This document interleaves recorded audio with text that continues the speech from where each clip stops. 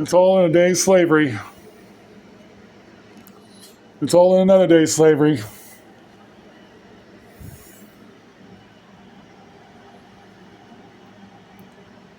When you're out in the sun all day long and still not enough to get ahead or even buy groceries.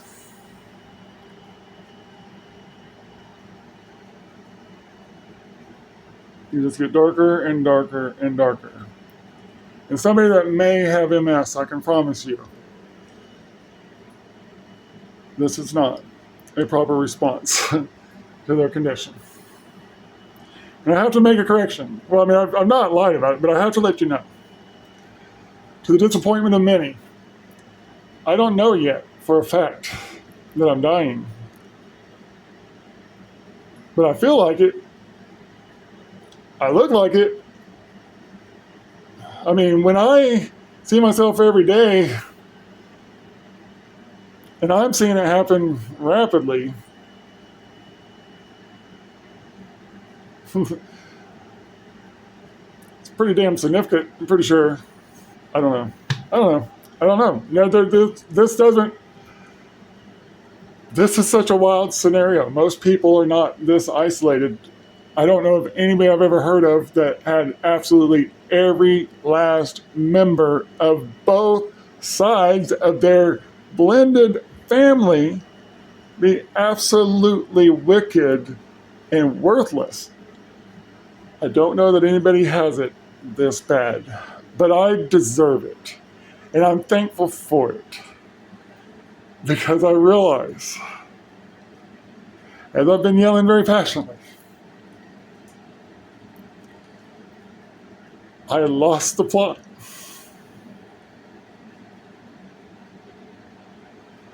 As I said very passionately, I am trying to get people to give me credit for what I now realize was my sin. And they're mocking me, not because it's sin, but they're just mocking me, but so be it.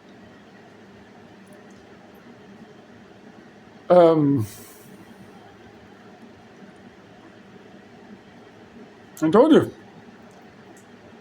my whole goal in life was to raise my kids, spare them what I'd suffered.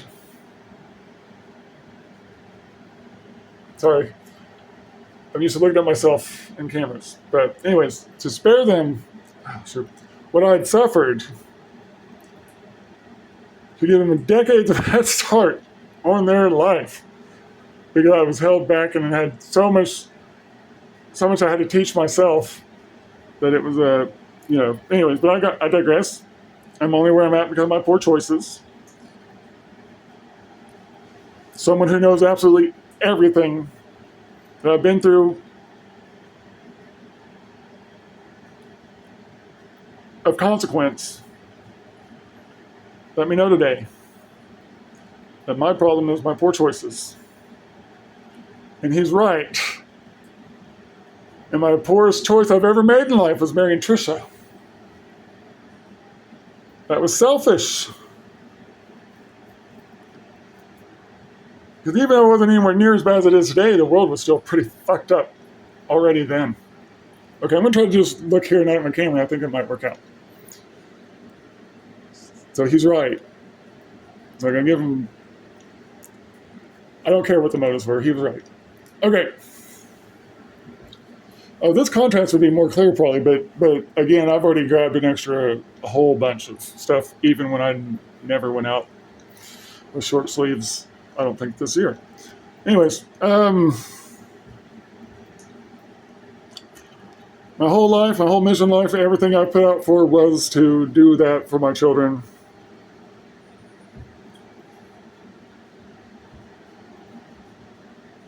And it was not possible to have that level of love and devotion and desire and determination for my children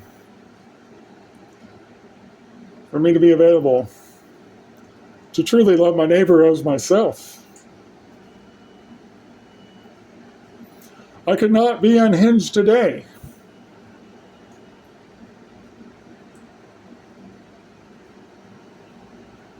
if God had granted me the desire of my mind.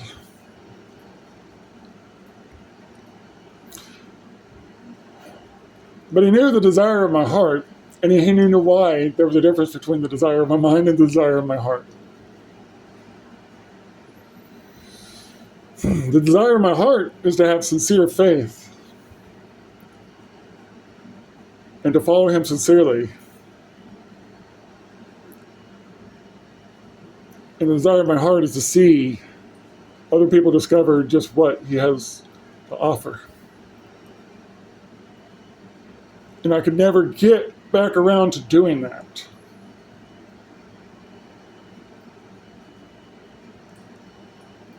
Plus, had the desire of my mind for my children, too. I could have never become unhinged without suffering and being so far beside myself trying to figure out why other people are so opposed to loving other people. And so, this is actually the desire of my heart. And now I realize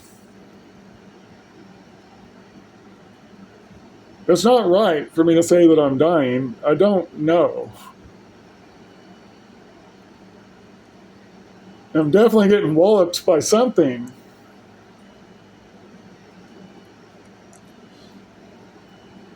But it's the desire of my mind at this point to die. And that desire has become so strong that I've now accepted that Matthew could be an orphan and suffer horribly. So I've already accepted the death of my lifelong desire and replaced it with another.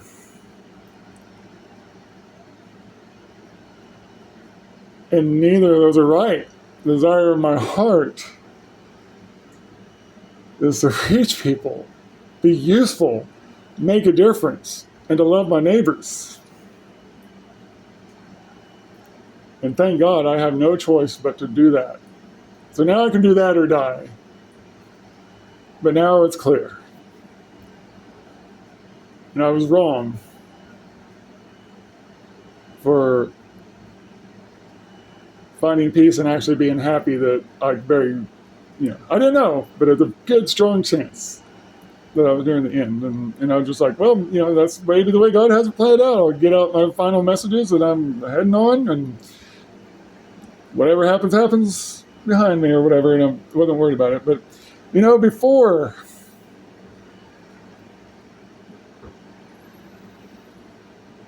I woke up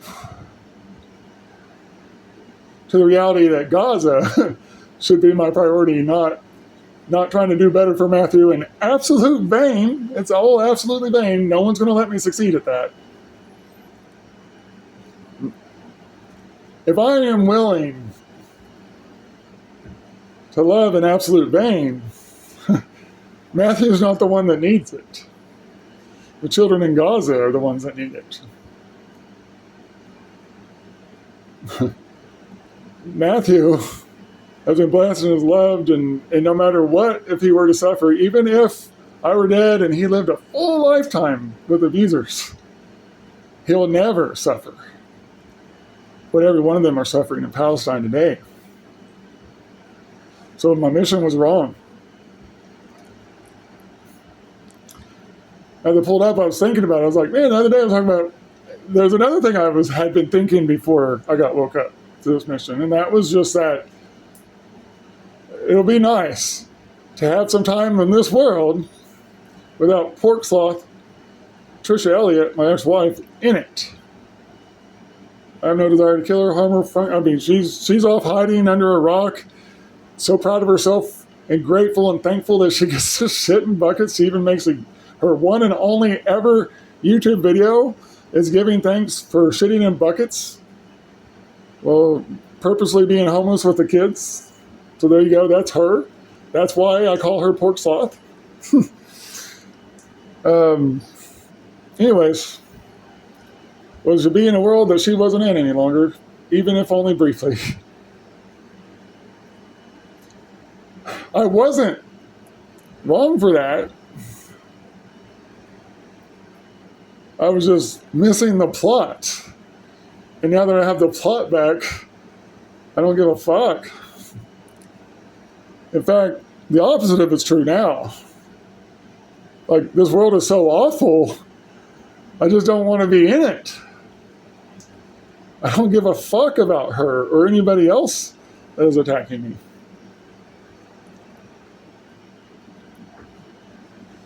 But that's not loving my neighbor.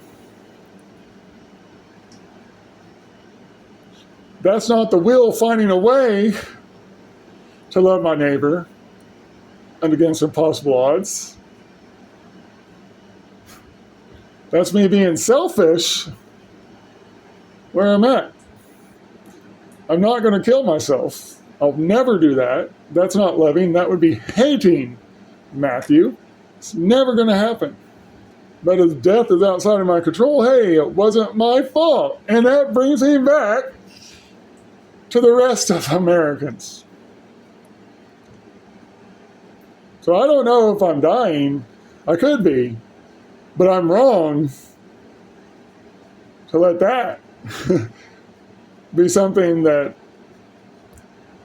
has me cheering up.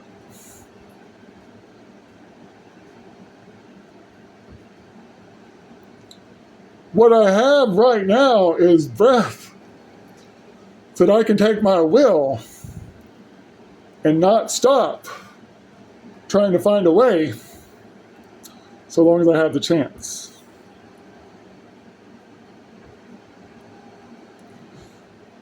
So the person that said I made bad decisions was absolutely right. He may even have the bad decision right.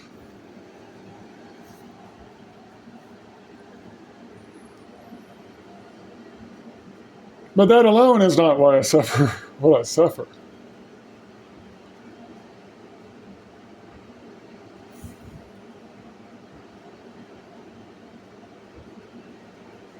If Trisha had never decided to reveal herself to me, then I was never, ever going to wake up and love my neighbor. And if my kids had been here, especially me as a single dad, and there'd been back and forth split custody, and Trisha never ceasing the plot, and them always being free to continue to try to murder me, to misalign me, to hate me without cause, plot, and all this stuff, there would have never been peace here. I would have still not had the desire of my mind, and I would not have a chance of loving my neighbor as myself, and certainly not a chance of having so much will that I found a way. What everybody meant for evil, God has worked for the ultimate good. I could still be dying. But now I neither hope it is so or hope it isn't so. Now, whatever God's wills, that's what I want.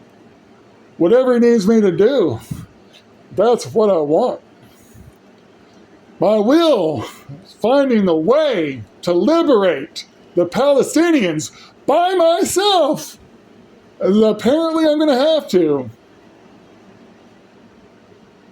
So help me God. I am a righteous man, and that is the desire of my heart. And He is faithful who promised. So keep saying, I'm unhinged.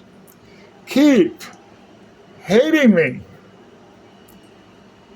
You've already done this to Jesus throughout eternity. And He already told me that if I would follow Him, it was going to happen to me too. This, not prophecy, not hoopla, not any other bullshit, is why I know that now we are in, at the earliest, the very beginning of the very end.